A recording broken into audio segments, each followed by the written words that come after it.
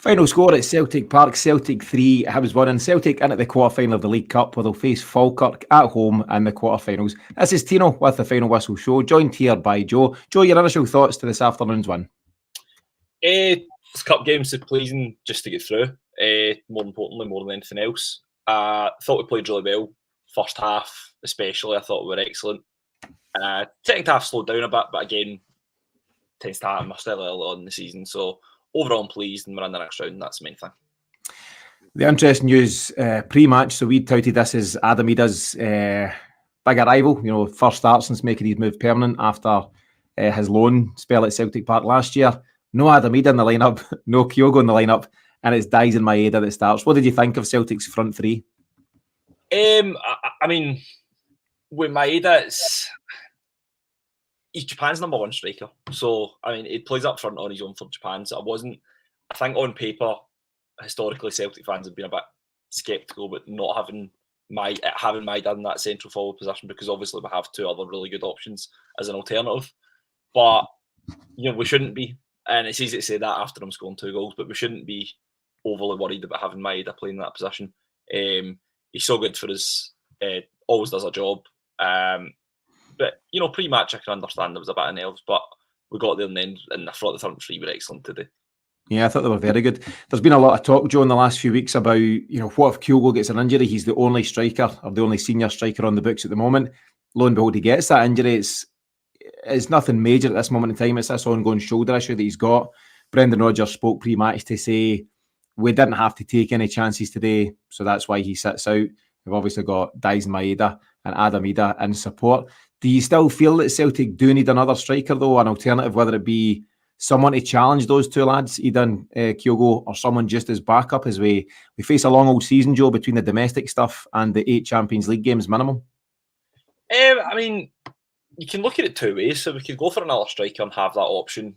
I don't really know how many strikers of a really good quality would want to play not even second fiddle, but third fiddle to Idah and Kyogo at this rate. I don't think we would be signing anyone that would be going to directly challenge them. I think it's very much for cover.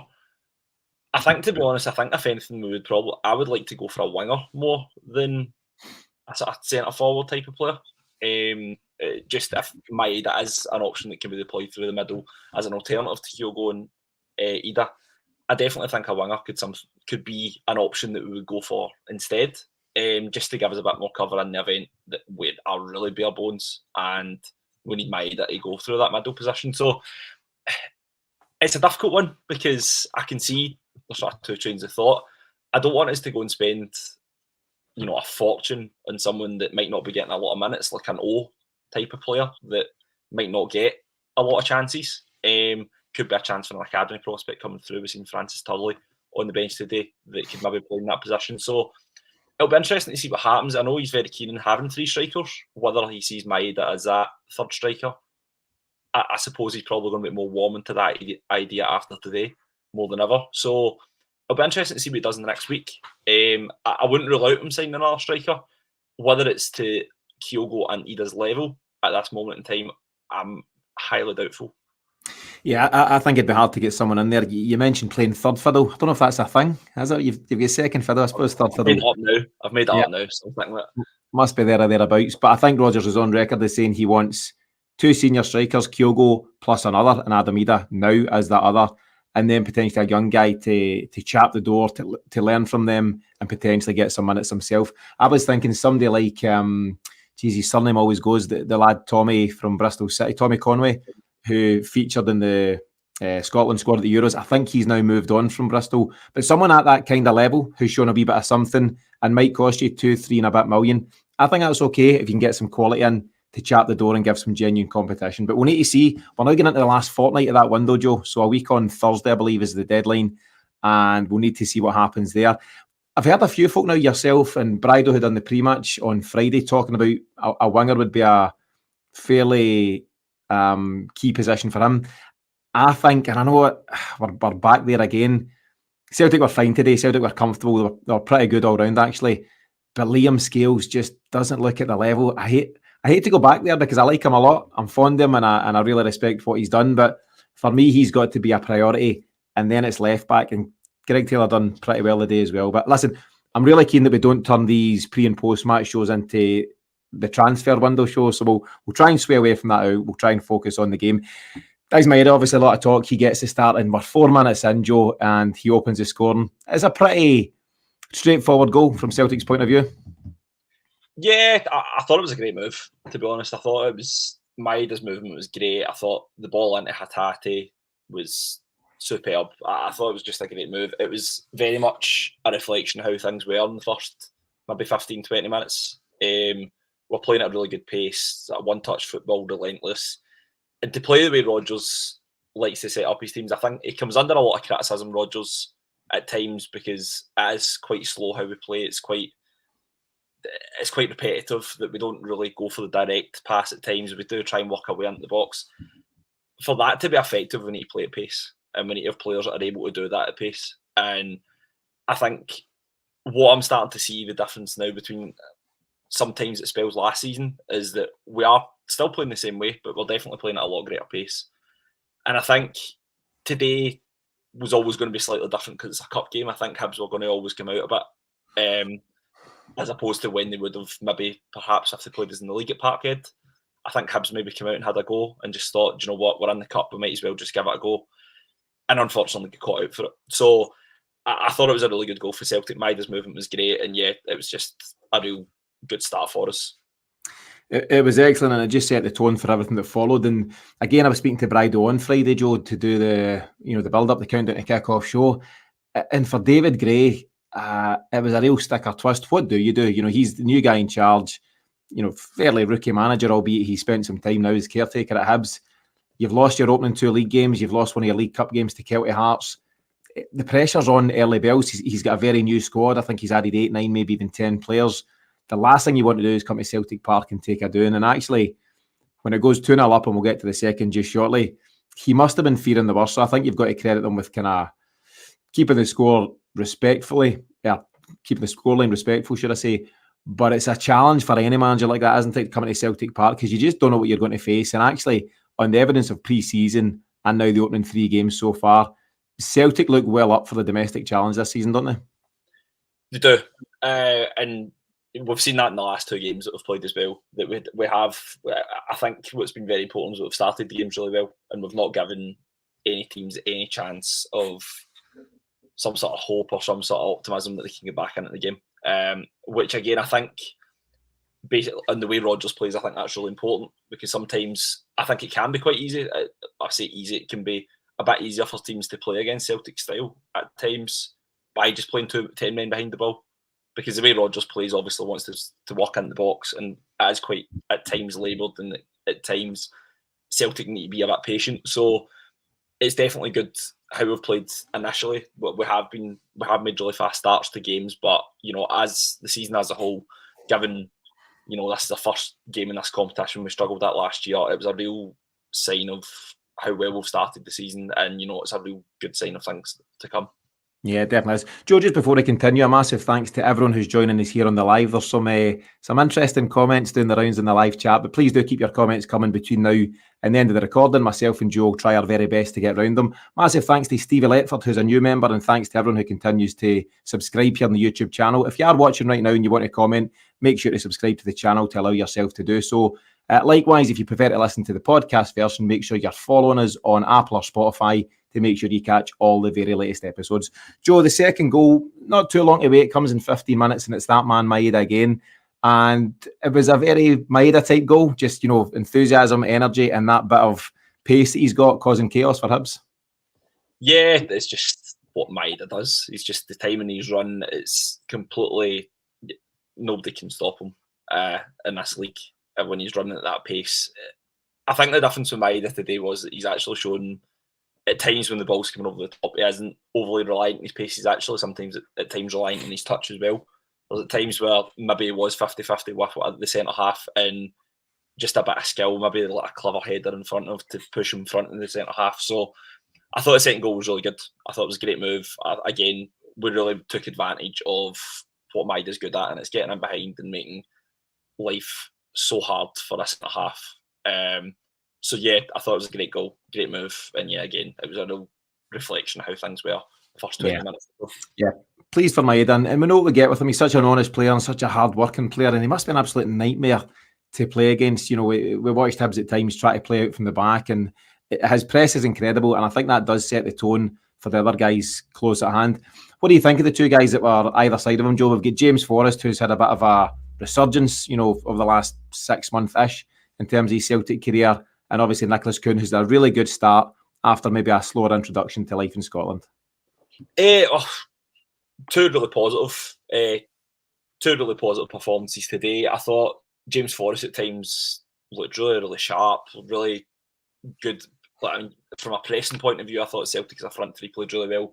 It came from Forrest and Khun. We'll touch on to the third goal later on, but I thought Forrest was really good today. I thought his movement was really good. I thought it was unlucky not to get a penalty in the first half as well.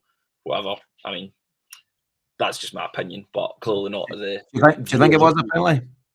I thought it was a penalty. I thought he went down, but I thought there was enough contact there to force him down. But yeah, I thought James Forrest played really well. I think he's been really good the last 6 months.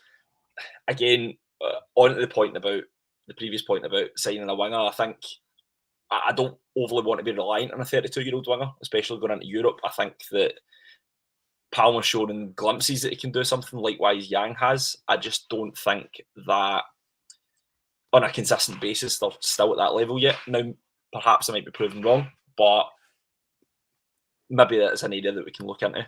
And from Nicholas Khun's point of view, I think Nicholas Khun was really good today.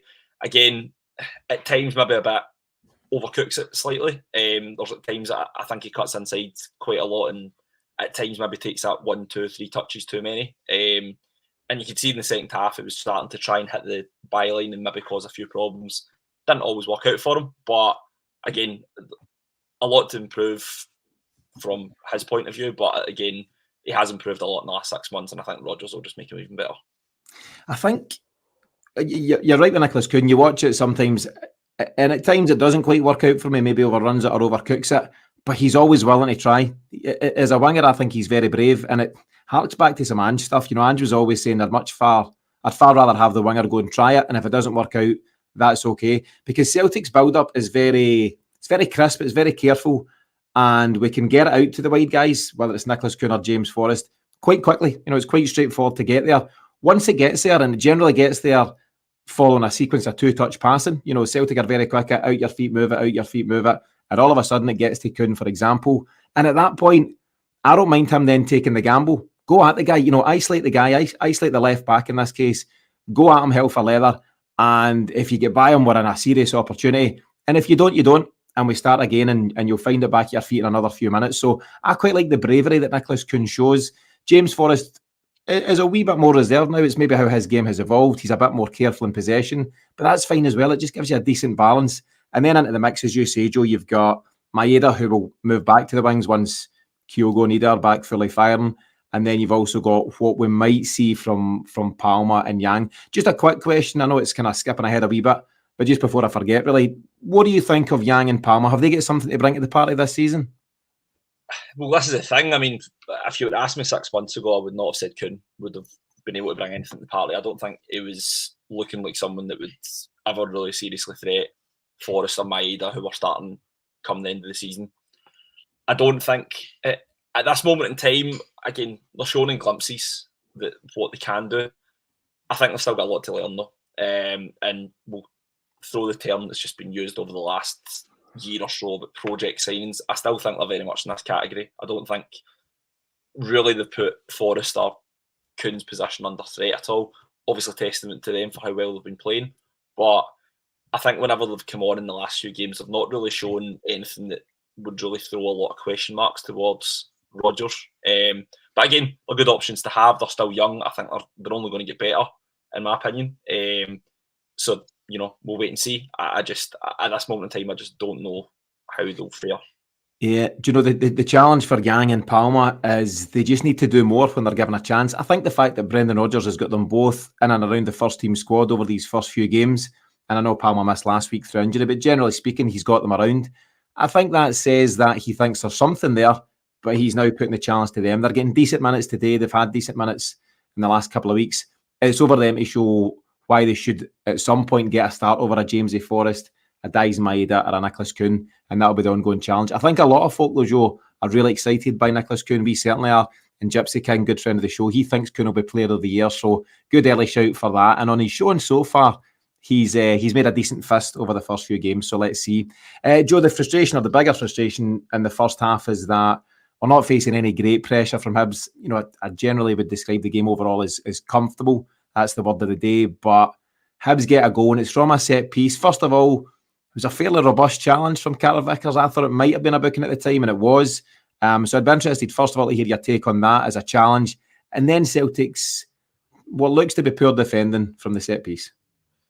I think with the foul, I think it was a bit clumsy. I didn't think he needed to be as hard going into the tackle, because I think obviously he's competing for the ball. I don't know. I think it was a really need for him to go in as hard, because I think it was in a really dangerous area of the pitch in terms of if Carter Vickers, for instance, never won that header, I don't think Celtic were in great danger. So from that point of view, yeah, I thought it was a bit clumsy from Carter Vickers. You know, whether it was a booking or not, I mean, it's up to. I suppose that's probably up for debate. I think it goes in quite hard, but the referee sets a precedent for the game. So I think sometimes when these challenges are made in the first half, you'd expect following challenges to, you know, be punished in a similar way. I don't think that was the case today. I thought, especially second half, at one point Lewis Miller's tugging Maeda's shirt and he gets away with it. So there's at times where, whether it was a booking or not, I think it just depends how the game goes, and how well the referees, you know, paying attention to the rest of the game. In terms of the free kick, I thought, yeah, the way Celtic plays zonal marking, so there's going to be, we're not going to get it perfectly in terms of marking man for man, and we're not going to stop every single first header. It's where that second ball really ends up a lot of the time. I just thought it was. I thought, first of all, credit to I can't pronounce his surname, but the big striker for Hibs, I thought it was a really good header. I thought he placed it really well. Schmeichel couldn't really have done anything about it. I just think positionally we were caught a bit short. I think Hatate or whoever was next to him were caught the wrong side of him. So yeah, a bit slack. I think especially given that was Hibs' first real chance of the game that we let slip. I think that was really poor, and you know, it's something to consider, given we're going to be playing against a lot better opposition later in the season, that we're going to be conceding a lot better chances because we're going to be against much better teams. We need to be a lot more robust in those areas, especially given we're going to be coming up against a lot better teams. So yeah, I suppose in some way it's a concern. I think it's only going to get better as the season goes on. But yeah, it wasn't. It was quite a cheap goal we conceded overall. And I think it'll be a frustration to someone like Kasper Schmeichel, because he'll pride himself in clean sheets, and he was 2 for 2 after the first couple of games, and he didn't face, you know, much by way of efforts on goal today, and he'll be annoyed at that. And I think it just I'm at the game and I've only seen the real time version of it, if you like, and it just looked a bit out of nothing, a bit cheap and a bit easy. The striker in question, Mykola Kukarevich, give or take, I think that's how to pronounce it. From his point of view, he's won the free kick and he's then scored the goal, so fair play to him for that. But from a Celtic point of view, it's just a wee bit disappointing, and it's no big issue in the bigger picture. You're always going to be comfortable in a game like today, give or take, but there's just wee things to be aware of moving forward. I think Celtic's 11 right now, plus, you know, some of the reserves, are more than comfortable in terms of the challenges we'll face this season domestically. I think if we sign no one, if the window closes right now, I think we'd be fine. But I think we're all ambitious enough. We want to look bigger picture, Joe, and we want to see what we can do in Europe, and it's this exciting new Champions League format, and we want to build for that. And one thing that you need is physicality, strength, power. You know, Rodgers goes on at these things frequently, and you'll get undone by far, far better level teams than Hibs when you come up with this at this level, and we need that power. And that's where I think, I know I go back to them, and I genuinely feel bad for doing it. Greg Taylor and Liam Scales can win league titles all day long for Celtic, but can they do it at the top level in Europe? I'm going to say, I was going to say I'm not sure. In my opinion, I'm sure. I don't think they're good enough for that level. And those are the two areas that we really, really need to strengthen. And it needs to be powerful guys as well, strong physical guys, because we're constantly getting, attacked down our left-hand side, because most coaches, domestically and overseas, they're seeing that as our weak area, and rightfully so. Anyway, Joe, I don't want to turn this into a negative, so we'll kick on for there. But it's 2-1, Celtic gone at half-time. How are you feeling at that stage? Are you still confident we're going to come good in the end? Yeah, I think I was still confident because I think we responded well to the goal that we conceded. I think we looked, albeit it was the tail end of the first half, I thought we responded quite well to the goal, and Hibs didn't really seem to threaten after that up until half-time. We looked the much better team.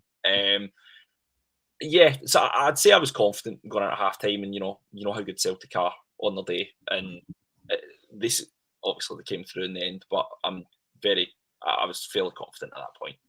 Yeah, we spoke a lot about Nicholas Khun, and ultimately it's he who gets the goal. It won't go down on his showreel as one of his greatest ever, but from his point of view, he's working hard, and he's, as you mentioned, him and Maeda and others are pressing very aggressively throughout the game, and these are the reasons you do so. Whether it's a centre back or a full back or a goalie, your job is to press them into making mistakes, and ultimately that's what happened. It's a fortunate goal from Celtic's point of view, but it comes from a place of good work, good work ethic. Yeah, I thought as a team it was a great goal. It shows how Rodgers likes his teams to be set up off the ball. I mean, the front three are high, but you actually notice Hatati's really high as well, which not often. I mean, that just shows you as a team how well we pressed. Obviously, if we're playing as a front three and we're playing against a team like Hibs at home, that we're going to press really, really high in their sort of final 18 to 6 yard box, we're going to press as high as we possibly can to make it an absolute nightmare for them. But I think the sign of it was actually Hatate and how high he was, because that actually set the tone going forward. And I think, I mean, I wasn't at the game. I was watching it in Premier Sports, and Michael Stewart was really, really, I thought a bit harsh on the goalkeeper in the particular for the goal. I think it's a really poor pass into him. You could argue he needs to be a bit braver to come out and actually, I mean, I think they were sort of suggesting to go through Khun, you then risk giving away a penalty. I think it was a poor pass, because if he pass it to his right foot, then he clears it and the danger's averted. But, Khun did really well, pressed really aggressively. It was very Maeda-like in terms of how he pressed. He actually hit the guy as opposed to sort of standing up and sort of holding off him. I think he pressed him really well. So, no, it was good the goal was scored. It was a testament to how Rodgers likes to set up his teams, and, it was all in all really nice to see. Yeah, exactly that. It's a reflection of how Rodgers wants his forward players to approach things, and you get your rewards. From a Hibs point of view and a David Gray point of view, very frustrating, isn't it? 2-1, you're in the game. Hibs and other teams coming to Celtic Park want to keep it at 2-1 or 1-0 or whatever, as long as you can. And if you get a late free kick, I heard Rodgers speaking on the radio on the way through here, and he said Hibs' only real threat was their set pieces, particularly their long throws. And at any given point in the game, you get to the 90th minute, and it's only 2-1 Celtic. That long throw could cause chaos. So he'll be disappointed that at one point they were in the mix, and that the game's done, isn't it, at 3-1. So fair play all round. Joe, Celtic scored 3 goals in the day, but I would argue the biggest cheer of the whole afternoon goes up around about the hour mark when Adam Idah comes in for James Forrest. What did you make of the reception he got, and how do you think he done on his reintroduction to the Celtic team? I wasn't at the game, but it looked from where I was, it looked like a very good reception. You could tell straight away when it wasn't cut to Adam Idah at that point, but you could tell straight away that was what was happening. It was. I thought he did well when he came on. I think it's hard to come into a game like that where you need to match the pace of the game. Given he probably hasn't played a lot of football, he's not been starting for Norwich before we signed him. He's not playing. I don't think he'll be fully match fit, despite having a bit of a pre-season, albeit stop-start. He's probably not going to be at the levels we would expect him to fitness-wise. And obviously he's coming into a brand new team again, and it's not going to be, full-flown right from the off. But yeah, I thought he'd done well. It's some good touches. At times maybe a bit slack, but it's to be expected. I wasn't really expecting a deal more than that at this stage, but we've signed him long term. Delighted he's here, and I'm obviously expecting a lot more things to come from him. Yeah, I think he's going to be brilliant for us, and I think you can tell from Brendan Rodgers' comments on Friday, he's really excited to have him back, and it was clearly a priority for the manager to get Idah back in the building. I think he'll have better games than today, there's no doubt about that. He was maybe trying a wee bit too hard, such was the reception he got. A goal would have really topped it off, and his touch was a wee bit heavy at times, and a few things didn't quite go his way. But I don't think there's any doubt of his qualities, and I think he'll be really effective for Celtic in the not just this season, but the seasons ahead. I thought it was interesting, Joe, that the last time he came off the bench was for Norwich and he was booed onto the park in one of their, I think it was a pre-season game, whereas he then comes on to the best part of 60,000 folks going wild for him this afternoon. Therein lies the difference between what was happening for him at Norwich and what will now happen at Celtic. Joe, there's a couple of other changes later on. We've mentioned Yang, we've mentioned Palma. The other one, just for a quick take, is Paulo Bernardo. I thought he showed some good feet. I thought he was trying to link up and he looked fairly lively. He's got a real challenge in that midfield where Callum McGregor, Rio Hatate and Matt O'Reilly, for the foreseeable at least, will be the chosen three. I've got a feeling and I hope O'Reilly doesn't go. It seems that Atalanta have moved on to other targets and O'Reilly might well stay around, and what a boost that would be for the Champions League campaign. But regardless, Bernardo's got a challenge there. He wants to be starting games for Celtic. How do you think he done and what kind of impact do you think he can have this season? Well, I mean, Bernardo comes on at 3-1, so for all intents and purposes at that stage of the game, you would like to think the game's done, that we were the better team. Hibs weren't creating an awful lot, so he's coming on under relatively no pressure. I do think, obviously has got a lot to prove if he's ever wanting to compete with that midfield three. I thought Hatate was absolutely superb today. It's probably the best I've seen of him for the last few months or so. Obviously, and I'm including the season before as well. I thought his movement was really good. I thought his touch was good. His passing was good. I thought just it was sort of more like the Rio Hatate we're used to seeing. So therein lies the challenge for Bernardo to get to those levels and put any sort of a claim about getting into that starting 11. But I thought he did well when he came on. I thought he looked bright at times. I thought he looked at times what we've seen of him from last season at his best. I thought he was bright. He's positive with the ball. His follow passes were good. He was getting in good areas. I thought he was fairly decent. But yeah, I hope I'm the same as you, Tino. I think O'Reilly will stay. It seems to be that Atalanta are backing off, moving on to other targets, and other teams that were linked with him seem to be doing business elsewhere as well. So it would be great to keep O'Reilly for that reason. We're a much better team with him there, and it would be a really hard task to replace him for how much he brings to the team. I also think we'll get the best out of O'Reilly post the window. I think there's a lot of noise coming from the outside, and as I said last week, it's going to affect you in some way. So I think post August, when the window's shut and O'Reilly happens to be there, I think it will make a big difference. And I've seen a comment there, actually, it was to say, he does act in a professional manner and he's still playing every week, despite the fact that there are all this noise coming out. I still think it's going to affect you in some way, though. It's only natural if there's a potential elsewhere that you're going to double, triple your wages, moving to another country. There's going to be something that affects you, but by all means, he's still going about his business in a great way. Yeah, I think real respect. So I've put the comment on screen. It's from Farnley Boy, good friend of the show, who says, regardless of transfer rumours, Matt O'Reilly continues to act in a very professional manner. Kudos to the man. And I think he does. It wasn't brilliant today, but it was Matt O'Reilly good. He sets a standard and he's always, up and around that level. And sometimes he really kicks on. There's no doubt, Joe, it would affect anyone. Whenever he gets his move, and whether it's this window, the next, or even next summer, it will be life-changing money, and it'll probably be a big change of lifestyle. He potentially go to another European country, Spain, Italy, whatever it'll be. So it's a biggie for him, for his family as well. But in the meantime, he continues to put in that really professional performance for Celtic. And I think, see, as fans, Joe, if you get 25 million, great, kind of, but what does that do for us? What we want to see is the very best players playing in a green and white shirt week in, week out. Matt O'Reilly is undoubtedly one of their best players.